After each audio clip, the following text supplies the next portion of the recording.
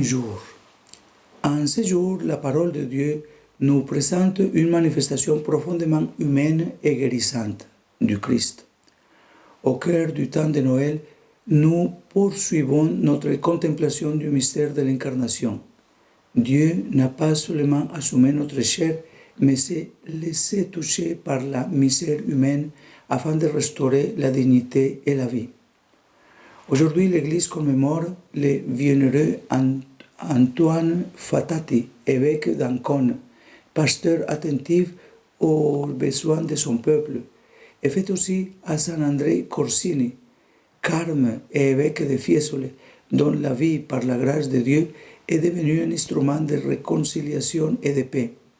Tous deux témoignent que la rédemption reçue dans le Christ se traduit concrètement par la compassion, la proximité et l'humble service.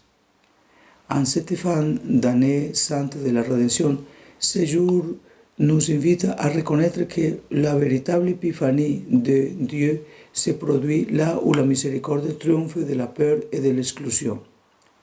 L'appel de ce jour, c'est se laisser toucher par le Christ, c'est laisser sa miséricorde nous guérir et nous envoyer guérir les autres. L'évangile est pris de Saint Luc, chapitre 5, du verset 12 au 16. Jésus était dans une ville quand survint un homme couvert de lèpre. Voyant Jésus, il tombe face contre terre et le supplia.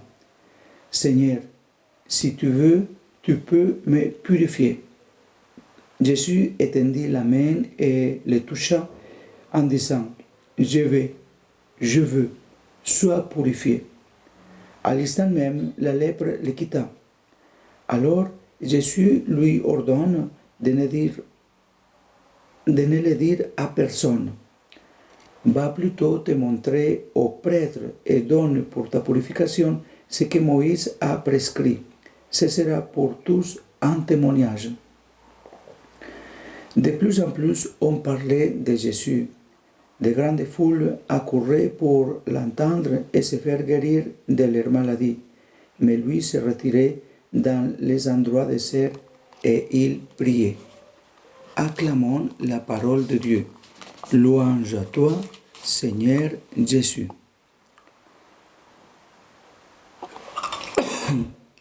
Pardon. Le geste de Jésus est aussi simple que révolutionnaire.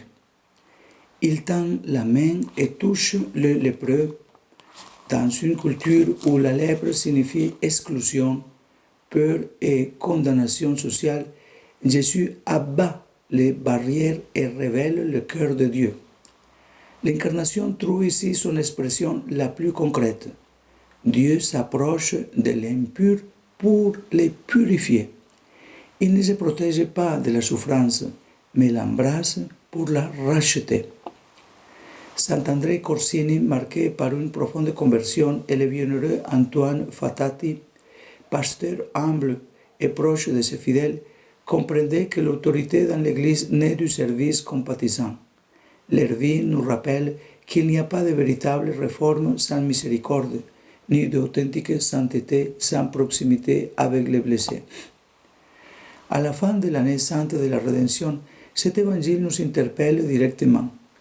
Qui évitons-nous de toucher par peur, par préjugés ou par commodité? Dans un monde blessé par la violence, la guerre et de nouvelles formes d'exclusion, suivre le Christ, c'est oser toucher les blessures d'autrui, écouter, accompagner et guérir, même lorsque cela nous met à nu ou nous dérange. Prions. Seigneur Jésus, toi qui tends la main et guéris les blessés, enseigne-nous à vivre la miséricorde sans crainte. En ce temps de Noël, que les fruits de la naissance de la rédemption se manifestent par des actes concrets de compassion. Nous te prions ardemment pour la paix, pour le peuple marqué par la guerre et la violence, pour ceux qui vivent exclus, malades ou abandonnés. Fais de nous des instruments de ton amour guérisseur, afin que, touchés par ta grâce, nous puissions toucher et guérir nos frères et sœurs. Amen. Sainte Marie, Mère de Dieu, priez pour nous. Saint Jean-Baptiste, priez pour nous. Tous les saints et saintes de Dieu, priez pour nous. Et que Dieu Tout-Puissant nous bénisse, le Père, le Fils et le Saint-Esprit. Amen. Bonne journée.